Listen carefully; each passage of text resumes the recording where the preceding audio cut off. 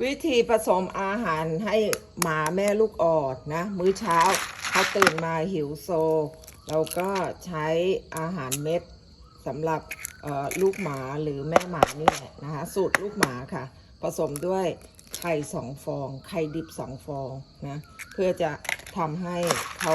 มีน้ำนมเลี้ยงลูก5 ตัวแม่หมาของเรานะก็มีลูกออกมา5 ตัวแล้วก็ทุกตัวแข็งแรงอ้วนท้วนสมบูรณ์แม่หมามีน้ำนมให้ลูกหมาได้กินค่ะอันนี้ก็เป็นอาหารชนิดหนึ่งที่ เสริมสร้างให้แม่หมามีน้ำนมให้ลูกหมากิน